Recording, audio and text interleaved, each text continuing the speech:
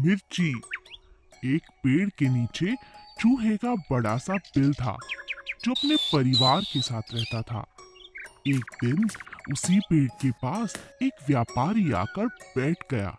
उसके पास अनाज से भरा हुआ एक थैला था।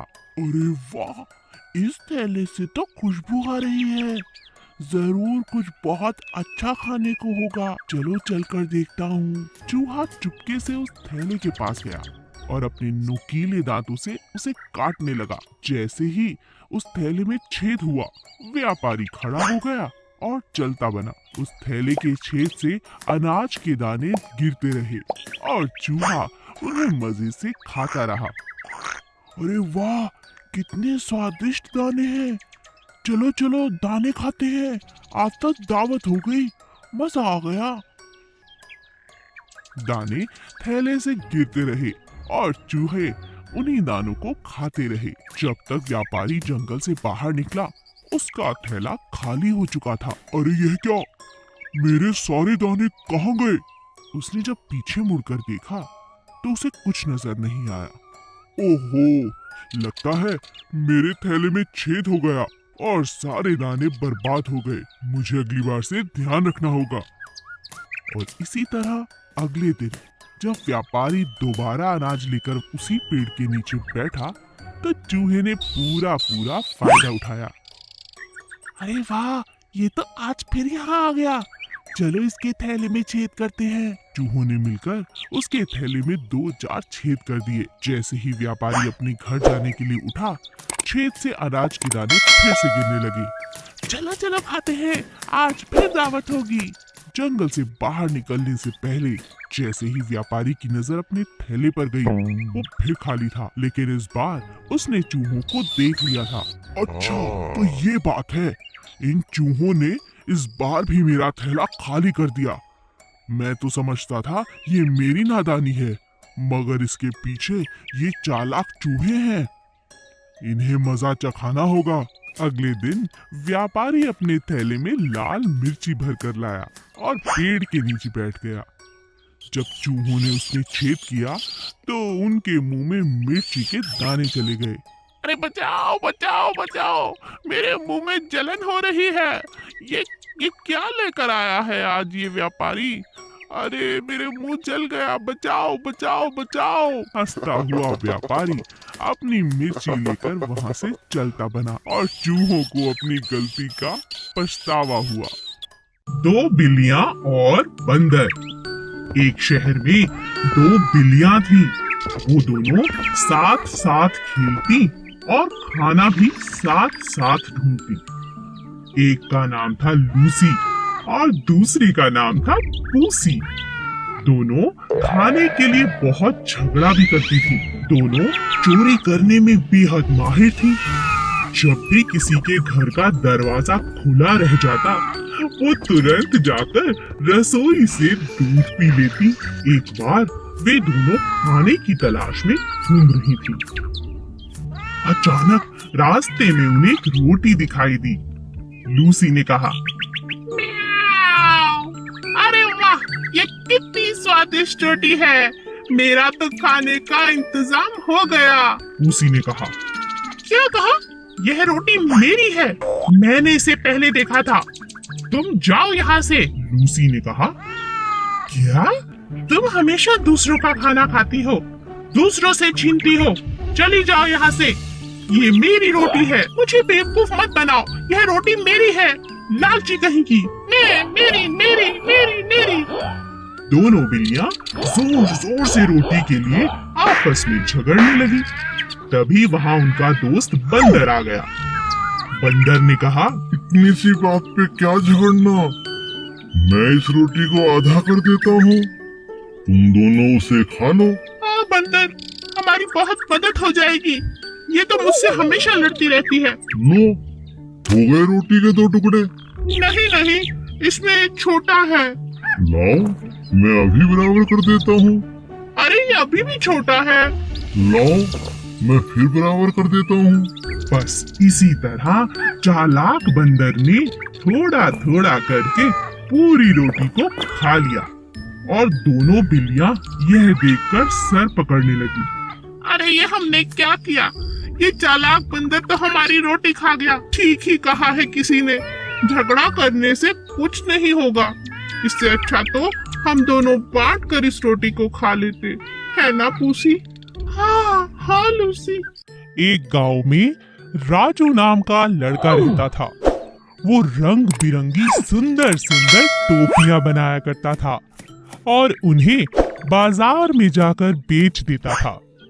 उसकी सुंदर सुंदर टोपियां सभी को बहुत अच्छी लगती थी।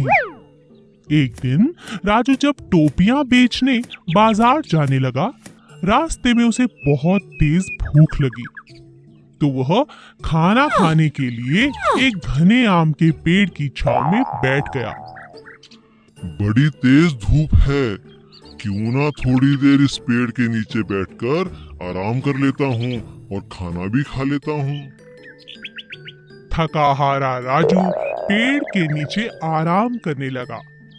उसी घने पेड़ के ऊपर बहुत सारे बंदरों की टोली थी जो बहुत शैतान थे। जब बंदरों ने देखा राजू टोपी वाले की आंख लग गई है और वह सो गया है, तभी सारे शैतान बंदर पेड़ से नीचे उतरकर टोपियों के साथ खेलने लगे। बेचारा राजू इस बात से अनजान था और आराम से सो रहा था। तभी वहां से एक और व्यापारी निकला जो कपड़े बेचता था। वह बंदरों को देखकर समझ गया कि जरूर दाल में कुछ काला है। थोड़ी और पास आने पर उसने राजू टोपी वाले को सोते देखा और उसे उठाने लगा। अरे ओ टोपी वाले, भैया जल्दी उठो, देखो बंदर तुम्हारी सारी टोपियां ले जा रहे हैं, जल्दी उठो जल्दी उठो। क्या? अरे अरे अरे मेरी टोपी, भाई तुम ही कुछ मदद करो ना। व्यापारी बहुत होशियार था, उसने राजू की मदद करने की सोची। अचानक व्यापारी ने जोर जोर से हंसना शुरू कर दिया। सभी बंदरों का ध्यान व्यापारी की तरफ चला गया और वे सब जोर जोर से हंसने लगे। व्यापारी समझ गया कि बंदर उसकी नकल कर रहे हैं। तभी व्यापारी ने अपनी और राजू की टोपी जमीन पर फेंक दी। सभी बंदरों ने वैसा ही किया जैसा व्यापारी ने किया था। एक दूसरे की टोपी उतारकर जमीन पर फेंक दी और इस तरह टोपी वाले राजू को अपनी सारी टोपियां वापस मिल गई और बंदर व्यापारी के साथ जोर जोर से हंसने लगे। उदास राजा शेर। एक दिन राजा शेर का मंत्री भालू जंगल में घोषणा करता है, सुनो सुनो सुनो, राजा शेर बहुत दिनों से उदास है। जो कोई भी राजा जी को हंसाएगा उसे बड़ा इनाम दिया जाएगा। आप सभी का स्वागत है, आइए और हमारे राजा को हंसाइए। ये बात जंगल में आग की तरह फैल गई। जंगल के सभी जानवर राजा को खुश करने के प्रयास करने लगे। सबसे पहले एक हाथी उन्हें खुश करने की कोशिश करता है। हाथी अपनी सूंड से तरह तरह के करतब दिखाता है, लेकिन राजा को हंसी नहीं आती। फिर बंदर की बारी आती है। मैं आपको हंसाने की कोशिश करता हूँ राजा जी। बंदर अपने बहुत अच्छे अच्छे करतब दिखाता है, मगर वह भी हंसाने में नाकामयाब होता है। इसी तरह सभी जानवर कोशिश करते हैं, लेकिन किसी को भी कामयाबी नहीं मिलती। अंत में नन्ही चींटी की बारी आती है। राजा के मंत्री भालू को लगता है किसी को इनाम नहीं मिलेगा। इतनी छोटी सी चींटी हमारे राजा को कहां से हंसाएगी? जब अच्छे अच्छे बड़े बड़े जानवर नहीं हंसा पाए तो ये चींटी क्या हंसाएगी? तभी चींटी गुस्से में लाल होकर राजा के नजदीक आती है और कहती है, देखिए राजा जी, बहुत हो चुका, मैं आ रही हूँ आपके पेट पर गुदगुदी करने। आपको तो फिर हंसना ही होगा। अपनी तरफ गुस्से में चींटी को आता देख राजा की हंसी निकल पड़ी। हो ओहो। राजा को हंसता देख सभी जानवर हंसने लगे और नाचने लगे। चींटी को भी राजा ने बहुत सुंदर इनाम दिया। 2 बकरियां। एक बार की बात है, रतन नाम का एक चरवाहा अपनी बकरियों को नदी किनारे घास चराने ले गया। रतन नदी किनारे पेड़ की छांव में सुस्ताने लगा और दोनों बकरियां घास चरने लगी। अचानक पहली बकरी को नदी की दूसरी तरफ हरी हरी घास दिखाई दी। अरे वाह, माँ, उस पार तो इतनी सुंदर घास, ये तो बहुत स्वादिष्ट होगी। मैं उस पार जाकर इसे खा लेती हूँ। मैं और कैसे? तभी बकरी की नजर एक पेड़ पर गई जो बहुत लंबा था और किसी कारण से गिर गया था और नदी के उस पार तक जुड़ गया था, जैसे कोई पुल हो। बकरी बहुत खुश हो गई और सोचने लगी कि मैं इस पेड़ के सहारे उस किनारे तक पहुंच सकती हूँ। बकरी पुल पर चढ़ने लगी। तभी उसकी नजर एक और बकरी पर पड़ी जो उसी पेड़ के सहारे उस पार आना चाहती थी। पीछे हट जाओ, पीछे हट जाओ, मुझे नदी पार करनी है। मैं तुम पीछे हटो, तुम पीछे हटो। दूसरी बकरी ने कहा, पहले तो मैं इस पर आई हूँ, पहले मैं पार करूंगी। मैं दोनों बकरियां आपस में झगड़ने लगी। पहली बकरी समझदार थी। उसने कहा, मैं पीछे नहीं हटूंगी, मगर नीचे बैठ जाती हूँ। तुम मुझे टाप कर नदी की दूसरी तरफ जा सकती हो।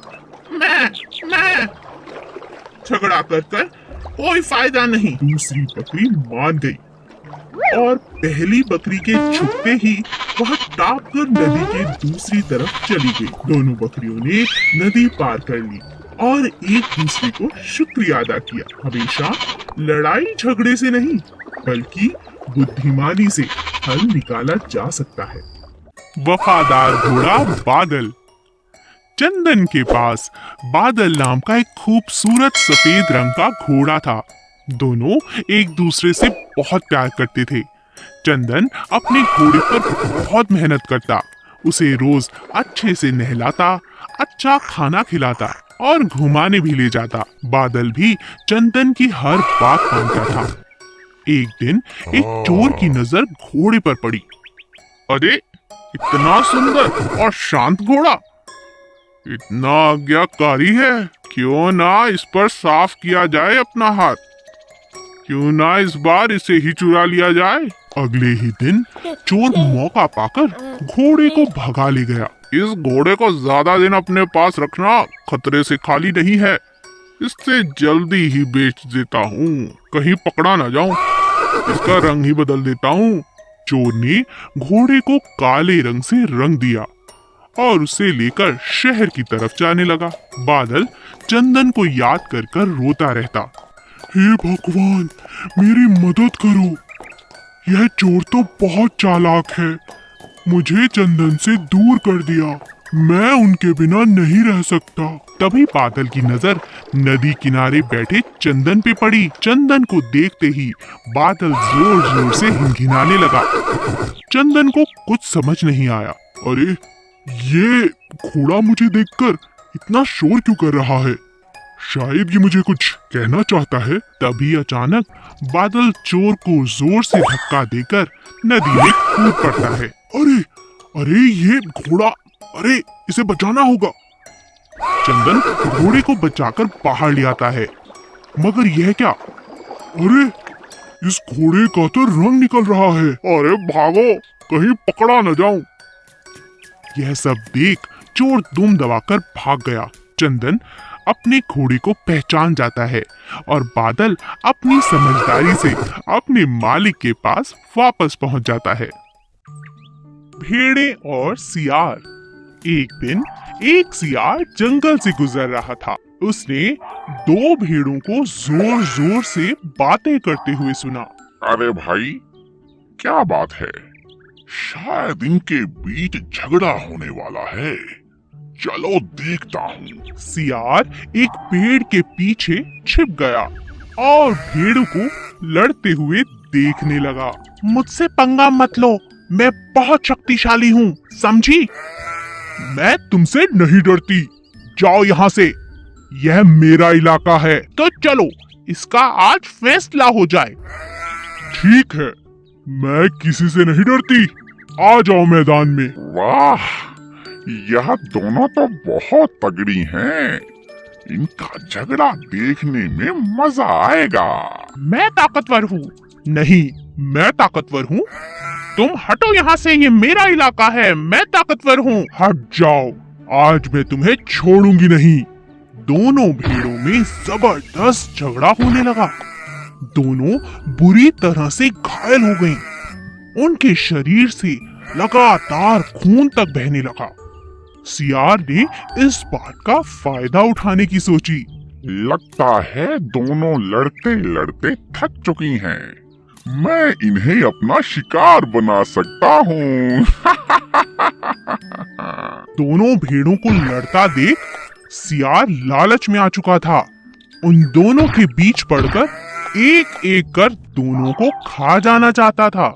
सियार ने आओ देखा ना ताओ और भेड़ों पर टूट पड़ा, लेकिन दोनों भेड़ें बहुत ताकतवर थीं। उन्होंने सियार की जमकर धुलाई कर दी। हे भगवान, मैं सोच रहा था कि दोनों को एक एक करके कई दिनों तक खाऊंगा, लेकिन ये तो मेरे ही पीछे पड़ गई। अरे छोड़ दो मुझे, मार ही डालोगी क्या? अरे मुझे छोड़ो, अरे दोनों भेड़ें बहुत ताकतवर थीं। उन्होंने सियार की जमकर धुलाई कर दी, जिससे सियार वहीं ढेर हो गया।